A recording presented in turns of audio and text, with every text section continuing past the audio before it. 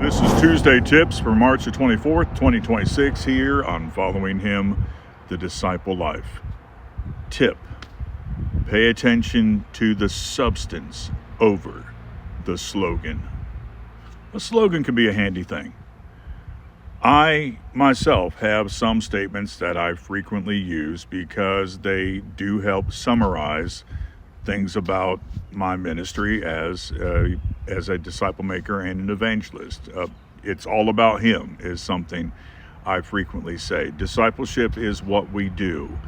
On the Friday evening episodes, the Shabbat Shalom episodes, oftentimes I will say, because true rest and true peace is in the Christ. So, there is a place to have something that's kind of used often to remind folks of some, foundational things or to summarize some things.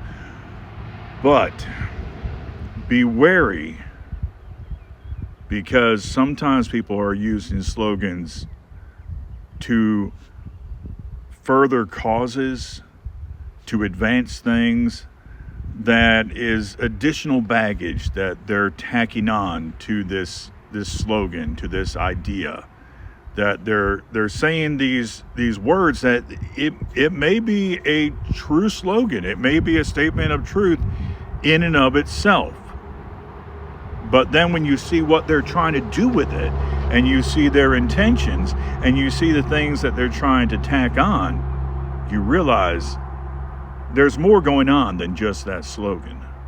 That slogan is being used in a false way the slogan itself might be good, but it's being used to advance some things that are not right.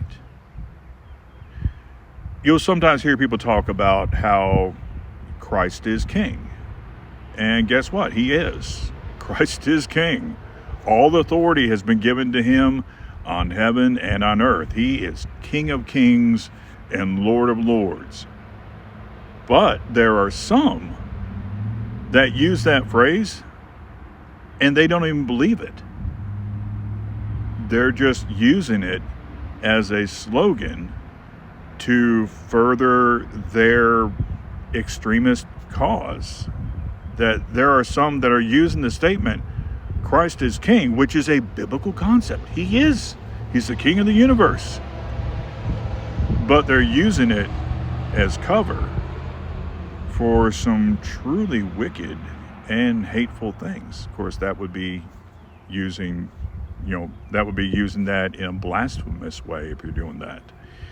People might talk about, certain demographic groups mattering. And, if there is a demographic in our society, a certain culture having issues or certain communities having problems, if there legitimately are problems and issues, they need to be addressed. If there's injustice going on, it needs to be fixed.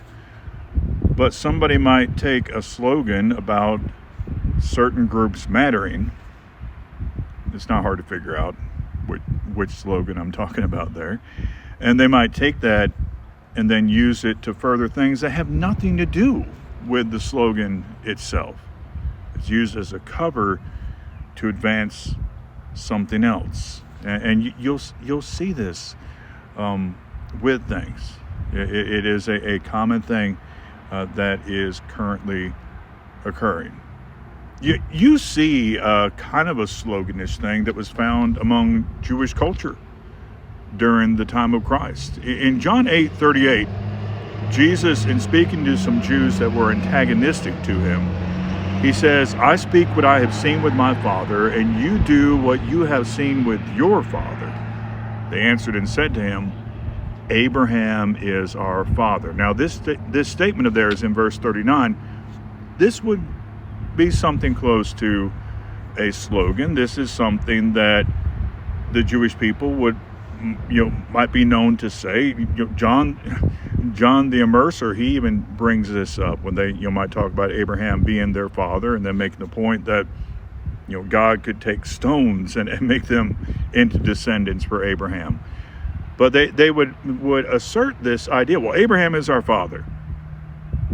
But this was kind of being used as some cover for some some problems going on inside them.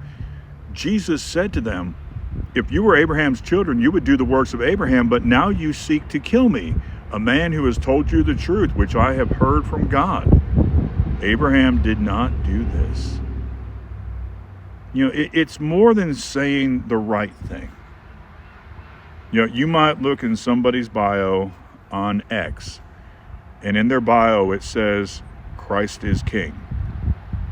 What's sad right now is sometimes this means you're possibly dealing with a white supremacist and a Jew hater, because many of them have been known to put Christ as King in their bio. It's not saying that that's what that means.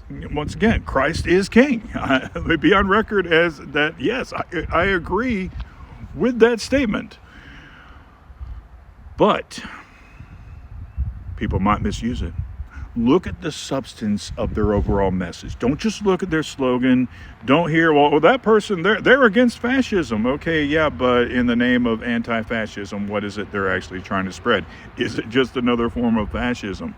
Well, they're saying that there's problems going on with this community. Okay, well, there's problems going on that we need to fix them. Yes, but are they using that as just a grift, a scam, to further radical ideologies and things that have nothing to do with addressing injustices in that community? Pay attention to the substance over the slogan. It might be a good slogan, and their intentions might be moral and good, and their message might be good, but you find that out and you look at the substance of what they are saying. Here we have this group in John 8.